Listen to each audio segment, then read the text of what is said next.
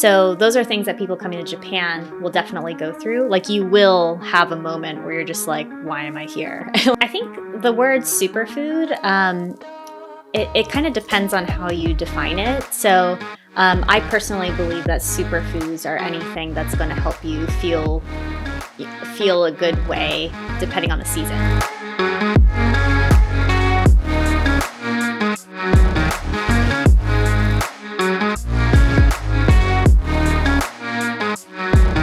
Welcome back to Tokyo State of Mind. I think all of us, at some point of our lives, are questioning ourselves how to thrive in careers, maintaining a healthy diet, and maintaining good mental health as well. That is something that is not easy to achieve, especially given how busy the Tokyo is. And to discuss the topic, we have Katheryn Gronauer, who is a transition and wellness consultant based in Tokyo. She is a certified health coach by the Institute of Integrative Nutrition, ADD trainer, author of the Confessions of a Yo-Yo Dieter, and a wellness writer for Women Health, Huffington Post, Mindbodygreen, and others. I'm very excited to talk to her because it's been a really, really long time coming for us to finally have this episode. She was the person who kindly responded to our request to talk about the wellness and career topics. So I'm very excited to see you today, Katheryn. Yes, thank you so much for having me. I'm looking forward to this. Yes, where I'm again, I think it was a year since the time that is it your manager who reached out? Yeah, to we first connected probably over a year ago, so it's been a long time coming. So yeah, happy to contribute. Yes, thank you so much for coming. Before we start talking about what you're doing, I would like to know more about your background. What do you think from your background shaped into what you're doing today as a career? Yeah, that's a really great question. So as you mentioned, I do primarily executive coaching, and I also work with companies to do a variety of employee programs, like employee-based programs. And some of those are cross-cultural education, some are wellness related, and also leadership related. So those are the three areas that I help people in. And from the cross-cultural standpoint, the element that I bring to the table is just growing up biculturally. So I've lived both in Florida and the United States and also Tokyo growing up. And, my mother, she grew up in the bathhouse business here in Japan. So every summer I was coming here and visiting family and going to public bathhouses. And I think a big part of that culture and having a lot of family members here in Japan and also dealing with American culture too, whenever I was going back to the States, that's something that is, it's something you can bring to the table as a non-Japanese person who's helping foreigners here, but who has kind of more of a native level understanding of the culture and who can really communicate it well. So that's kind of how my identity, I guess, shaped that element for cross-cultural education. And for the wellness element, how that came about is I actually started my business as a wellness professional. So I was looking to help people with things like work-life balance and just trying to figure out how to live a healthier life and how to have better, mind-body connection, those types of things. And that started because I would say back in around high school time, I was really, really struggling. I moved from Florida, which is a very sunny location, to living in Connecticut, which is in the northern part of the States. And my body really reacted poorly to the weather there. And I remember I was just really dealing with things like depression. And I was talking to some counselors there, and they kind of shrugged my problems off. And they're like, you just have the winter blues. And I was like, are you serious? You're just going to blame this on the weather? And I didn't know that there was actually a condition called seasonal affective disorder, which is when your body doesn't acclimate well to the seasons. And that just kind of gave me this opportunity to really learn about health and wellness. And when you can't really control your environment, you can't control the sun, how much sunlight there's going to be, what are some other things you can control that are going to help you feel better and feel more positive in your day-to-day life. So that really helped me understand that you do have a level of control over how you approach your problems, and even if you can't really fully control the circumstance that you're in. So that kind of understanding of learning about seasonality, when I first moved permanently to Japan, I was learning a lot about seasonal eating. And I fell in love with this concept called macrobiotics, which is basically an Eastern holistic way of learning about health. So seasonality is just a very big part of that. And growing up in a place like Florida, which doesn't have 4 seasons, that was really new to me. So that was a lot of how my identity kind of shifted or helped influence all the wellness and employee wellness programs that I do with people nowadays. So the third pillar, which I was mentioning, so we have cross-cultural education, we have wellness, and then the third element is the leadership. That's come about because a lot of the people I've been helping here in Japan have been in leadership positions. And also I've been a business owner myself. I'm in my 7th year now. So just a lot of things that have come into play with like starting a business and also doing coaching for people in leadership positions has led into that element as well. So yeah, I would say like pretty much everything of my past has had some type of influence on what I do right now. I like it how you have like all this experience coming together, because I feel like they're very, very well also integrated. Yes. And also, you mentioned the seasonal eating. Yeah. I read through some of your articles where you Yeah. were mentioning like which food to eat at what season, and it made me realize how much I'm missing out. Like in a way that Japan definitely has a seasonal eating, because like it has all the 4 seasons, and sometimes I have even problems understanding what food does what kind of job, you know. Right, so right. It will be really cool to like learn about that, because I think a lot of people, that's what's something that I also noticed at my workplace, that people just neglect what they're eating. Like it's not about the diet. They just know that they should cut low on carbs, and they should not probably eat like after, like after 6 or something. But I think there are a lot of more things that Japan can offer in terms of the healthy eating. So you can be more like of a smart shopper and more like of a healthier person. So can you just share like any of those insights? Yeah. So I think that the first thing that interested me in things like macrobiotics or seasonal eating is most of the time, especially like in Western culture, people think a lot about diet science. So you're thinking about protein, carbs, calories, those types of things. And it's really hard to understand because you need to like Google search like how much protein is in something or how many calories are in something. So there's nothing intuitive about it. You can't just eat something and like automatically know mathematically like what's in your food. But you do know how food makes you feel. That's something you can instantly understand. You have a kind of control, or you have the ability to understand how foods make you feel. And the concept around things like macrobiotics is trying to help balance your own personal condition. So for example, when I was first starting learning about that concept, I have very poor circulation. So I have cold hands and cold feet. So just recognizing, okay, how can I eat more foods that are cooked more, or maybe more foods that are grounding, like root vegetables, those types of things, ginger. What can I have to kind of balance my constitution? And just focusing on things like that, like helping my body stay warm and have better circulation, that like made so much of a difference in how I was feeling. And when you're only relying on things like diet science, you might be picking things like raw salads, for example. And raw salads, it's supposed to cool off your body. So it was something that was actually contributing to me feeling very cold. So when you're going by science, sometimes you kind of ignore how you feel when you're eating the foods. And I think that's a really important element, is that, the science is really important because it does help give you direction. But ultimately, if you're going to find something that feels right for you, you have to be really aware and conscious of how you're responding to the foods that you're consuming. So I think that, things like Japanese seasonal eating, that's something that was, one step in the right direction in terms of helping me with that. So what do you think are like the superfoods of Japan that people really like, I wouldn't say like ignore, but like don't really have the conscious of?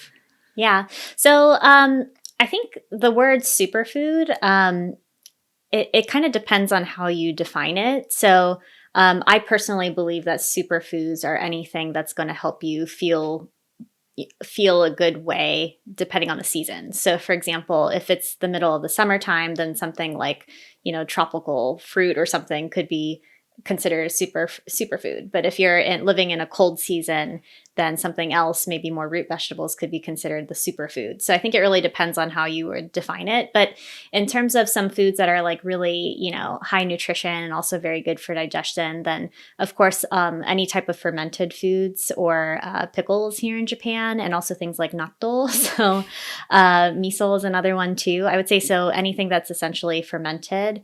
Those foods are really good for your digestive system. So it's always really good to have something in combination with your other foods because it helps your body process everything together.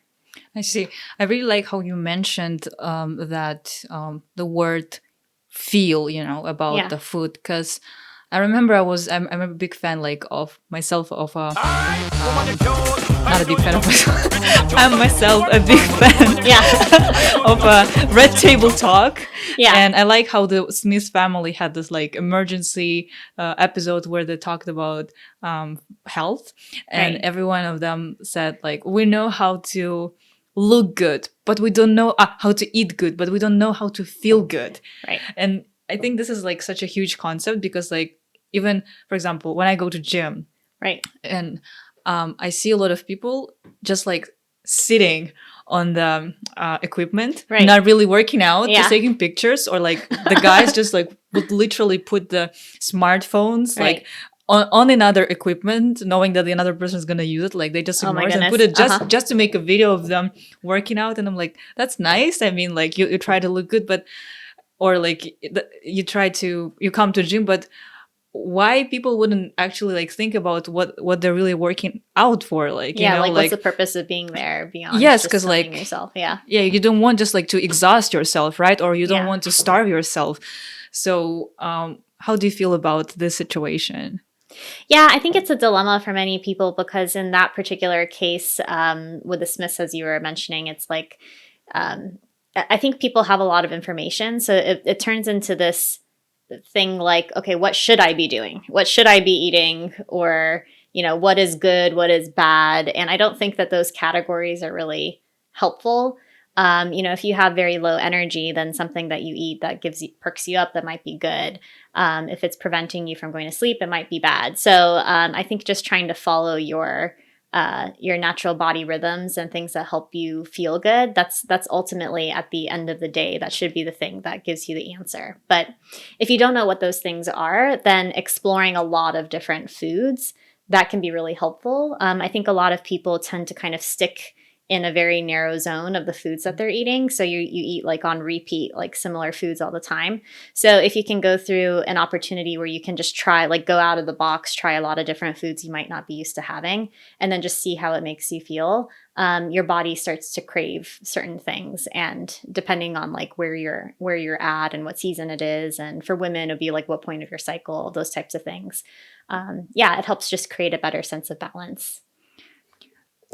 In Japan, during the rainy season, I remember when I just came, it was my first year, and it's not a lot of sun, and it's a lot of rain and moisture. And I just remember that it was so easily just to get depressed during this time. And because also the activities are limited. Right. So what do you think can be the solution for having a more less moody rainy season? Right. So I guess the first thing that came to my mind when you were talking is it kind of goes back to the seasonal thing that I was talking about that I experienced back in high school. But I think one thing I realized from that is that the seasons that you don't enjoy, or it could be any challenges that you might face, they're gonna happen, they're gonna come into fruition. So just trying to understand for yourself, what are some things that keep you motivated, keep you excited. I think just having a lot of self-awareness for those things and making sure that you're really planning ahead.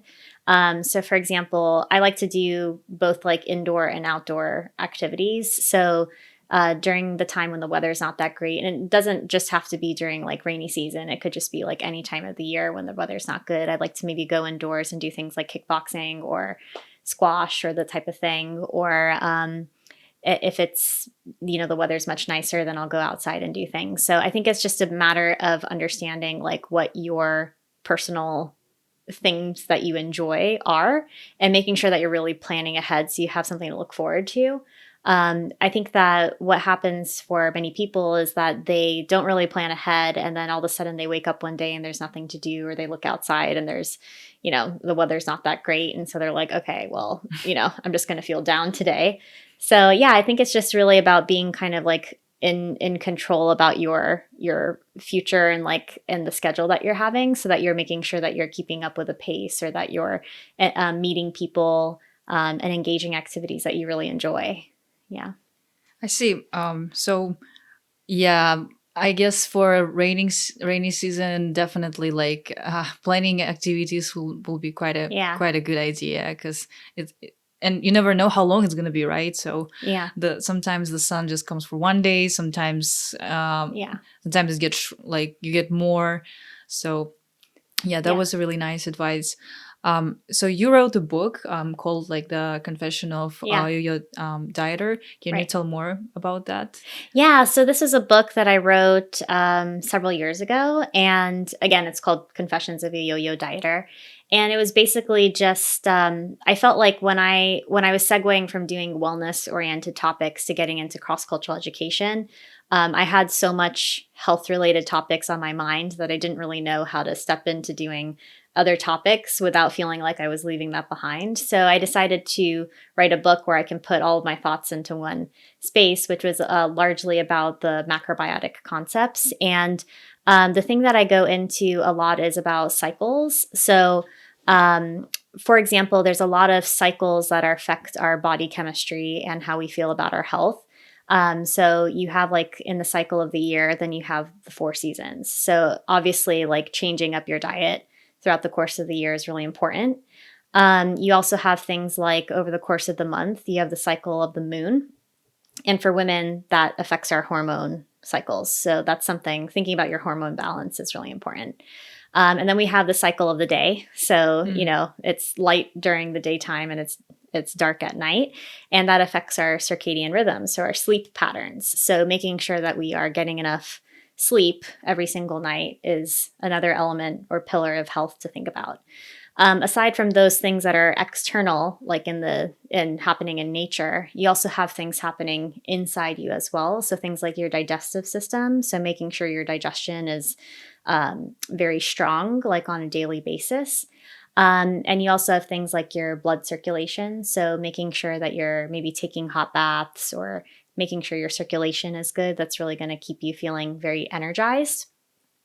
And the last element of those cycles is your lymph system. So that's things like detox, helping your body get rid of anything that you don't need. So just thinking about these main kind of cycles, it helps people start to establish and feel a sense of balance. And that's largely what I talk about in the book, is about how to achieve that balance by thinking of those things. I think when people are thinking about diet or trying to get healthy, they usually think either just food and exercise, but there's so many other things that could help you feel much better, and also might help you with your weight and things like that too, that might not have anything to do with diet and exercise. So yeah, I just think that that was like the bigger message I wanted to share with people, is that you do have the ability to understand what's going to work for you if you really hone on creating some type of balance with your external environment, and also just looking to see like how you feel too in the process. I think with the framework of like of a Japanese society, especially for salarymen, in my impression that like for salarymen, it's well, unless they're married and have a happy wife who cooks like the food for them, when they Right. come, it's all ready. It's very hard because like they a lot of them are forced to prioritize their work rather than actually thinking, hey, I actually need, and I cannot eat like the convenient food all the time. Like, so what do you think can be like the ways for people like that to actually like have a more like well balanced self-care routine? Yeah, so I think it's really important that people get ahead of the game, because if you really don't think about your health, you're basically giving up your life to your company's schedule, right? So you have to just wake up and do everything according to your company's plan. So you really have to take control over what it is you want to do for your personal health. The people I've worked with at companies from a health perspective, like on one-to-one coaching, I find that what really helps them is just having an opportunity to sit down and think, like, what are the root causes of the problems that I might be having, and also the things that I might want to shift. So just to give you an example, I'm doing some health coaching with a software company, and I had two people both say that they want to stop eating sweets. So I was like, okay, what's your goal? And they're like, oh, I've been eating too many sweets. Like, I really need to stop eating. So two different people, same exact thing that they want to fix. But when I dug deeper and I started asking them more questions, one person was saying that the reason why they were eating too many sweets is because they had low energy. So you find out, okay, why do you have low energy? It's like, okay, well, my sleep has been very short. It's like, okay, well, why has your sleep been very short? And it's like, well, I can't fall asleep because I'm thinking too much about my work and I'm too worried. And, I try to go to bed at 11 p.m., but, my brain just won't shut off. So I wind up going to bed at 1 a.m., but then I can't really fall asleep because I'm too hungry. So I wind up having sweets in the middle of the night. Then I wake up and I don't have any energy. So then I want more sweets. So the thing that she is trying is actually doing journaling right now. So before she goes to bed every night, she just writes down all of the things, all of the anxiety, all of the worries that she has. She just writes them all down. And I gave her some like journaling prompts that she could use to see, like, okay, are these things that are factual? Can I do something about it? Because if you can do something about it, then there's no reason to stay up anymore. Like, you can create a plan. But if it's not a fact, then it's probably something that you don't have to worry about because there's nothing, you can't really control it. So just her being able to write in her book and then like close it and say like, okay, I'm going to close my thoughts, like no more thinking about it. It helps her fall asleep easier. And one reason why people like her have trouble falling asleep is sometimes you think of a good idea and you don't want to forget it. So you wind up staying up later just trying to like remember it.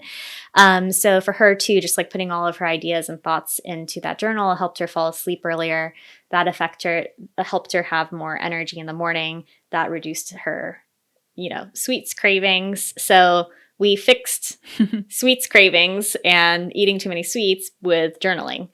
So that's one case. But the other case, the other person, I say, okay, why are you eating too many sweets? And in her case, she said, okay, well, I have a nighttime routine with my husband where we watch Netflix and we just have a whole bunch of snacks together and we're just eating and eating. And I was like, okay, well, that's not that bad, to have some snacks while you're watching TV. But her problem is she starts watching all those series and she starts going to bed around like 1 or 2 a.m. because they just get stuck into those marathon Netflix series. So her kind of self-proclaimed goal was basically to, instead of watching series during the weekdays, they now watch movies. So the movies will just finish like within an hour and a half. So you can't, there's nothing after that to keep on watching. And so she's actually been able to go to bed a lot earlier, and just having an hour's worth of snack time instead of 3 or 4 hours worth of snack time has reduced her sweet intake. So it's just interesting how two people have like the same goal, but like their core root problems or the solutions or the tasks that they need to do are very different. So going back to your question about like what can just workers do to help their health, I think that being able to talk through it about it. I mean, of course, I am a coach, so I might be a little biased to say it, but if you don't have an opportunity to talk to someone, even if it's just to like maybe do some journaling for yourself or to ask yourself, okay, what is the overarching goal that I really want to achieve, and what might be like the root cause of some of the things. You can actually make a lot more progress than just trying to fix whatever problem you think you have. If I said to both of them, okay, cut out your sweets, or instead of sweets, have water, or, like some type of blanketed advice, I don't think it would have really helped them. It would have just made the cravings for sweets worse. So yeah, that's some things that I would. That's just like an example of something that happened recently. But there's a lot of things people can do, and everybody has different goals too. So some people might be thinking about fitness routine that they want to create. Some people might be having issues with their spouse at home or their loved one at home, so they need to create more of a balance with that. So yeah, just having a time to kind of like sit and think for yourself, like what are your priorities? It really helps people just kind of focus and make some small adjustments over time. I really like how you said we're trying more to solve the problem with starting with the root rather than, as you said, just saying, "Hey, stop eating sweets." That's something that I also thought like just literally like a couple of days ago. In Japanese culture, like they're omiyage, and it's always sweets. Yes, it's always sweets. Right. Well, sometimes people do worse and they'll bring alcohol. Alcohol, yeah. Which doesn't really help, right? Right. So sometimes I feel that can actually, when you said that one of the workers had a problems with eating sweets, I was like, maybe because the company has a lot of omiyage, and it's even if you don't want to eat it, it's right in front of you. So one way or another, you have to have it, right? Or like your worker will come and with a happy smile from the business trip, "Hey, I brought you sweets," and you will not say, "Hey, I don't need that," right? It's like you take it and then you eat it. You don't waste it, right? Yeah. So I feel that can be also something that can contribute to this problem, because unfortunately most of the omiyage is the stuff that is not healthy, right? And the other thing is I also think that it's like sweets and stuff like that, they're just always so much more accessible, right? Like there's literally the first thing that you see when you walk into the conveni, right? It's like you will not see like, oh, fruits, like and nuts. They're always in the back of the store, always, right? So there's some problem with the marketing and like the culture that also I think comes in between. Lot of temptations. Yes. Yeah. So my next question that I had, besides wellness and health issues, you work with a lot of people, both like at the manager position, like top positions, and maybe who are just starting and trying to integrate in the Japanese workplace. And what do you think are the like most common like problems with the cultural problems that the people face that come to you? So I think there's a couple of elements. So one is just the problems people face when they're living in a new country, or a new culture in general. So it doesn't matter where you move to, you're going to have certain problems that you might face. So in the world of cultural transition, we have like a series of several phases. So the first one is a honeymoon phase. So that's when people are like, wow, I'm in this new place and it's so exciting. And they feel like a tourist, basically. So you're just exploring everything new. And then you go through a series of culture shock and also depression. So usually in those phases, people realize that they don't really have friends or a network outside of their work or outside of their school. They have too much information overload from trying to relearn how to do things in a new culture. And they also start to wonder, what is their purpose? So what is their purpose for being here? Maybe they don't feel like they're being heard at work. So they start to question, is this really the right place for me? And also, depending on your time in life too, for some people, it's about dating. Dating could be a problem too. So it's like, okay, maybe I won't find my partner here. Maybe I need to leave. So there's just that big question mark, okay, how long am I going to stay here? And what do I want to get out of this experience? And then after that, you have what we call the adaptation and acceptance phase. So acceptance just means that people have started to create a routine, but that doesn't mean they're necessarily happy or unhappy. They're just kind of okay, well, I'll just stick around for a little longer. And so basically that's kind of what we call the transition, like the expat life cycle of living in a new culture. So those are things that people coming to Japan will definitely go through. Like you will have a moment where you're just like, why am I here? Like it's going to happen, whether it happens 6 months into your stay or 2 years down the line. It could happen more than once. Like you might meet new friends, but then a couple years later, there's a new thing to wonder. So this is the cycle that happens very frequently. Aside from that, I would say Japan specific. People definitely, oh gosh, they really deal with issues related to work in terms of things like communication. Communication's super hard. So not just communication in terms of like language barrier, but things like not really getting direct feedback from people. And this depends on what level you're at in your company. Because if you're just starting new, then you might get a lot of feedback from your manager because it's, going from top bottom, they'll give you a lot of feedback top to bottom. But if you're talking to someone who's like in a leadership position, so they're at the top, they might not really be getting a lot of direct feedback from people under them who are Japanese.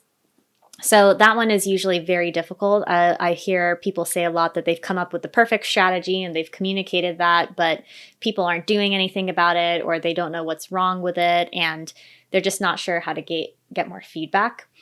Other things would be pace. So people typically think that things take way too long in Japan. So they're like, okay, hurry up. Like, why isn't it done yet? Why isn't it done yet? So just trying to figure out that pacing is also really hard. And I would say like maybe the last one is about idea sharing. So people say like they propose something to the company like, oh, it'd be a great idea if we do it this way, or it'll be more efficient if we did it this other way. And people just look at them and go, oh yeah, sure. And then 6 months or to a year into it, you realize that your ideas are not going to happen. And I think people start to feel very demotivated because of that. So the way people are motivated in Japan is very different from outside of Japan. Outside of Japan, people are very career oriented. So they're like, okay, this is what I want for my career. This is where I want my career to go. And so they're looking for opportunities to learn more skills, to give more input. And, if you're not going to get it at one company, you just find it at another company. So that's kind of the attitude of a lot of people in global positions. In Japan, though, traditionally, a lot of people think about it as more of a lifetime employment type of mindset. So it's starting to change more and more. So people are switching like mid-career, but there's still a lot of people who stay with one company for a long time, and they know that the company is going to move them to different departments every year, 3 years, whatever it is. So they don't really have this kind of like inner sense of being in a hurry to get to the next stage in their career because they know it's going to happen. And they know that they have to build some type of skill set wherever they've been assigned. So I think that's definitely a very big, differentiating factor for people. Yeah. That's so true. I definitely hear a lot of people complaining, oh, I really want to get a promotion, but why does it take so long? And again, Japan has like quite a, I think what I also notice is that maybe it takes 3-4 years and people leave. That's quite a common pattern that I see. But for the people who are already like, okay, I'm happy in the company, I want to go up. Like, do you think like there is certain like I feel like there is actually the certain like glass ceiling that at some point people feel. So how do you, if you have clients with that, like how do you recommend them like to deal with that? Yeah, I think it really depends on the company because there are some companies in Japan that have more of a global mindset where they're like, okay, we want people to do their best and we can promote them at their own pace. And I think those types of companies, they intentionally would look for people to put some people into leadership positions. And when I say these companies, they're usually like not Japanese companies, but they're located in Japan, right? So maybe international brands that are located in Japan, they have more of that mentality of putting a diverse set of people into leadership positions. But yeah, I think that it kind of, no matter where you're at in career, if you're not happy with the direction of where you're going in one company, no matter where you are in the world, you have the ability to decide for yourself what's going to be best for you. And I think that one pitfall people fall into in Japan is they might not communicate that very well. So you might, think that your performance is great and you go to your manager and say, okay, I'm ready for the next step. And your manager's like, oh, I think you might need to like spend more time, or we need more quality, or you need to interact more with your team members. And people think like, okay, I'm not appreciated here, so I'm just going to go somewhere else. So I think like trying to like really get an understanding of like what's required for that next step and communicating that point, I think that's really important, because sometimes people just not having that conversation, it leads to people making assumptions that things aren't possible, and they wind up switching. And then at the same time, if you do find out that there isn't really an opportunity to grow, then you can, of course, just look elsewhere. And I think that there's other opportunities you can find even within Japan that are going to be really great job opportunities. So there's a lot of jobs available in Japan that are looking for people who have global mindsets. So I think that's a really good way of looking at it. But I will say, though, that no matter what stage you're at in your career, it's a worry for like almost everybody I've talked to.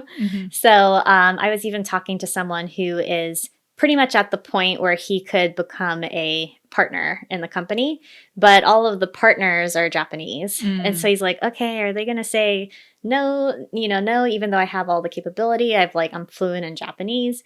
And, he's not going to know until he talks to them about it and finds out what's possible. But, what would be worse is if he decided to make a move without even finding out what's possible. Because I think once he can break that glass ceiling, then he creates more opportunities for other people. So don't make assumptions too soon, basically. So at the end of the day, it all comes back to how well you communicate your needs. And yeah, I think so. When I do coaching, it's funny because people are always talking about like a problem they have, like, oh, this coworker, oh, this employee, or whatever it is. And I was like, okay, so how did that conversation go? And they're like, oh, I just, was smiling and talking to them. And I was like, okay, so they have no idea that you're upset about something. So I think people have difficulty kind of communicating their needs. Yeah, I think it's in general not an easy thing to do, especially if you feel like you're not gonna get the support that you want, or like you make assumptions. But again, as you said, it's all assumptions, right? You never know unless you actually try and talk to them, and as in the worst case, you just leave. Yeah, exactly. So yeah, worst case scenarios, you find out that you're not in alignment, and so you can find the next thing for your career. Your life doesn't depend on one company, you can do something else if you want to. Yeah. Thank you so much, Katheryn, for sharing all these insights. I have the last question that I started just decided to incorporate in the Tokyo State of Mind routine, is asking the people what are they grateful for about their life in Japan. Oh, about my life in Japan. Oh, gosh. I don't know. The fact that I have not moved out of Japan, I think really says a lot, because there's so many things I enjoy about it. Gosh, I'm grateful for, I think, just even living in Tokyo, like things are so accessible here, and there's something that you can do at any time during the year. I met my partner here, which is really exciting. We're actually getting married in a couple of months. Congratulations. So yeah, I'm excited about that. I think that just the opportunities to connect with people from so many different backgrounds, I think that also has to do with my profession as well. But I feel like there's just, there's always opportunities out there if you really look for it. And I think Tokyo is just a perfect place where you can find such a wide variety of them. So yeah, thank you. That was such a Tokyo State of Mind answer, by the way. it was. It was. I feel like I have nothing else to add. But anyways, you've heard everything that we always try to communicate to people. So thank you again so much for your time, for sharing all this insights. And I definitely want to put all the links, like for your articles, for your book, for people to learn more about how to stay healthy without going crazy in Japan. Yes. Which is very, very important. So thank you again for watching Tokyo State of Mind. We would like to know your comments or your insights about this episode. And we're gonna see you with a new guest, with a new topic, as always, next week. Thank you so much. Bye-bye.